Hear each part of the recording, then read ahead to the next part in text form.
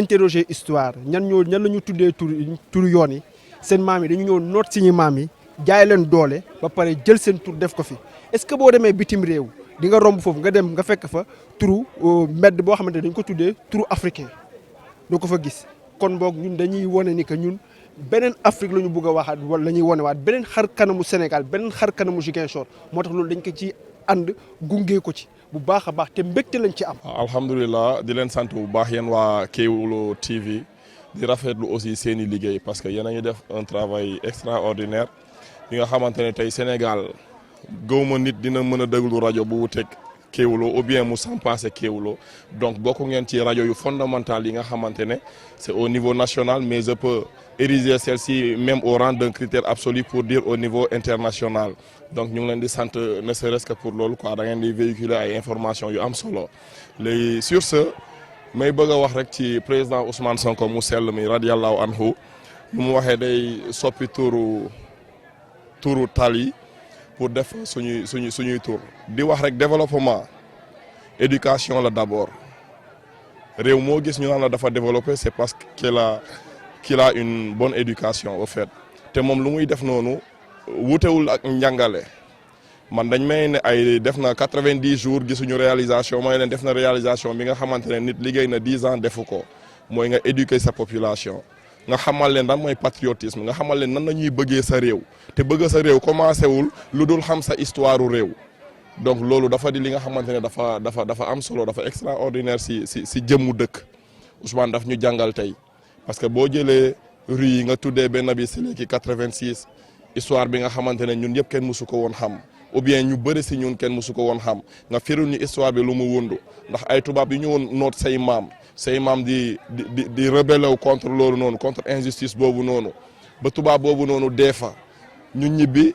quelque temps ñu ñëw tuddee ko rue bi nga xamante ne ñooñu noonu la doon xeexal loolu lu ko gën a ñaaw amul ñu ñëw pour Thiaroye 44 Sénégal ku la waxoon ni mus nañu arranger suñuy maam boom leen ñoom yëpp loolu fa la bët yem quoi après nga jëlaat ñooñu seen tur tuddee ko suñuy tali insulte weesuwul loolu du éducation moo tax patriotisme daf fi manqué pour bu njëkk nga gis ku bëgg a dëkkam ba mu jaral ko ay affaires yu bëri problème la parce que dañoo nekk si dëkk bi nga xamante ne xamuñu histoire am te nekk si dëkk boo xamul histoire am dafa mel ni da ngaa déboussolé complètement loolu moo ñu daloon mais alhamdulilah encore bu ñu amee Seydina Ousmane Sonko nooree ni mu sell mi billahi wallahi ñun ameluñu ko dara moom ameluñu dara ñun ñoo ko amel te luñ ko amel ñu ngi ko koy woon du jour au lendemain. loolu de xanaa mënuñu wax lu fierté ak kontaan boo xam ne am na fu mu tàmbali mais amul fu mu yem parce que nit ki amuloo lu dul sa histoire nit ki amuloo lu dul sa jaar-jaar te nit ki balaa ngaa xam yowee kan foo nga xam d'abord foo sokkee ko ak foo jógee te ñun yàlla dafa def ne ñun Sénégal dañu nëbbu suñu histoire soo xoolee histoire ñeneen la ñuy jàngal histoire ñeneen la ñuy xamal ba tax na loolu dafay waral day andi benn complexe yu ñenn ñi parce que tey day dem ba finalement ñenn ñi sax jàpp na ne bu ñu làkkul tubaab làkk tubaab te def ñu fóot pour ñoom làkkuñu dara wala amuñu xam-xam donc tey bu ñu demee tey président Ousmane Sonko xalaat ne kat dafa war a restaurer l'histoire restaurer la vérité parce que tey jii bëri na si samay morom wala ñu bëri yoo xam ne xamuñu woon ne histoire si Séléti 1800 xaw ma ñàlla xamuñu ko woon te ginnaaw yàlla ak président Ousmane Sonko loolu xam nañu ko kon loolu day tax tey ñu xam ne kat suñu maam yi kat nekkuñu woon ko ay dawkat kon ko gaay di waxee wala ay làkkatukat mais ay jàmbaar la woon ba taxaw xeex jotee dañoo xeex ngir seeni sët tey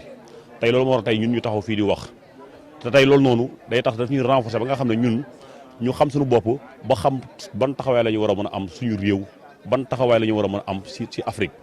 kon loolu mu ñu def lu di ko rafetlu di sant le président Ousmane Sonko ci loolu noonu ngir fierté boobu xol bu ñu rendre boo xam ne da nga ko ñàkkoon tey mu delloo ñu ko waat tey jii. waaw bon avant tout loolu man dama koy rafetlu quoi parce que boo xoolee ba xool moom lu mu ci jublu du dara lu dul rappeler l'histoire quoi aussi gën ñu xamal lu bëri parce que tey bu mu jëlee mbedd yi ne day soppi tur yi am na histoire boo xam ne man mi nga xam ne dem naa ba université jóge fa ñëw toog am na histoire boo xam ne sama cursus scolaire yëpp mënuma xaw ma ko quoi c'est bu ma waxee Séléti mosuma woon xam histoire boobu noonu à travers bu Ousmane jëlee initiative bi ne day tuddeewaat mbedd yi si laa xam histoire boobu ma bëri ci ay morom tamit ñu bëri ñoo xam ne tey ay sénégalais lañ mais tey seen histoire booy xool boo xool xamuñu ko man loolu moo gën a tax ma saluer initiative moom bu mu def noonu. waaw ñun Afrique ñun ñoo war a xam ñun ñooy kan parce que boo interroger encore histoire toujours dañ leen ne l'Afrique c'est le berceau de l'humanité wax dëgg yàlla kon président Ousmane Sonko monsieur le maire de la commune de Ziguinchor bu ñëwee tey di ñu delloowaat ñu fàttaliku démb ndaxte démb moo tax ñu xam ne démb moo tax ñu ne tey ñu xam ñun ñooy kan ñu delluwaat gannaaw xam ñun ñooy kan loolu am na solo trop loolu lañ ko siy jàppale wax dëgg yàlla lii Ziguinchor Sénégal laay wax Afrique ñëpp wax dëgg yàlla dañ ko saluer à sa juste valeur kon ñun moom mu nekk suñu maire nekk fi Ziguinchor mënuñu dara lu dul rafetlu ko wax dëgg yàlla nekk ci wetam nag jàppale ko ànd ak moom liggéey Ziguinchor wax dëgg yàlla kontaan lañ ci am mbégte bu baax a baax lii mooy wane ni que ñun dañuy libéré wu des joutes coloniaux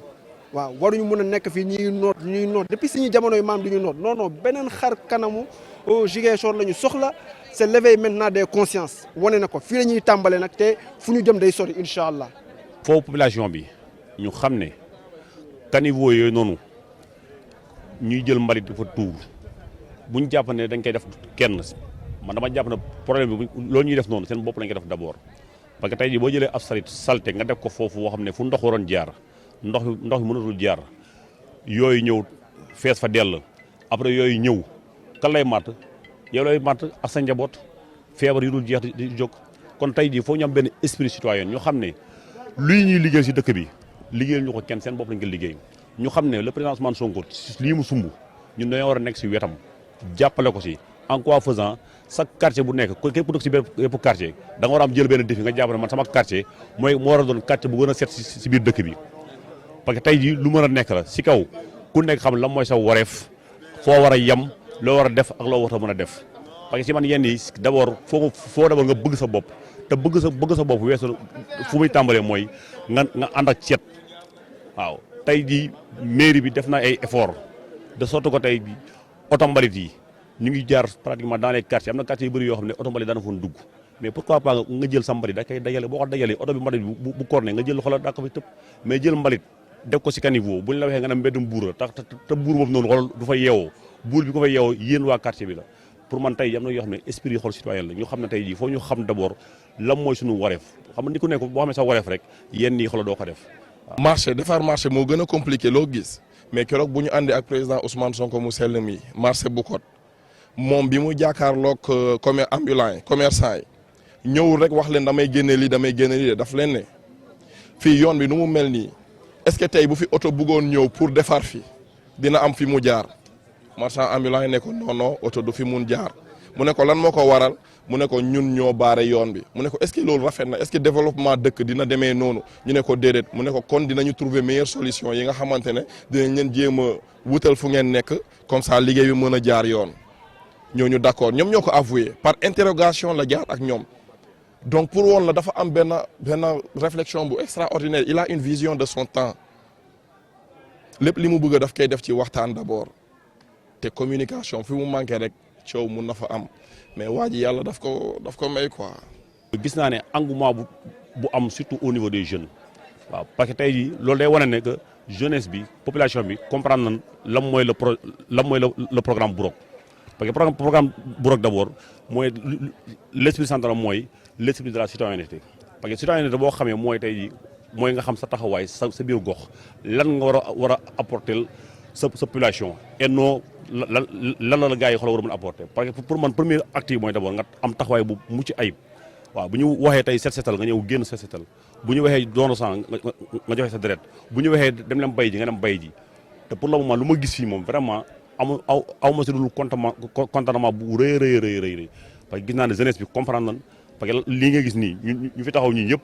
dañuy ñëw pour assister cérémonie bi parce que cérémonie bu solennel la parce que cérémonie boo xam ne dafay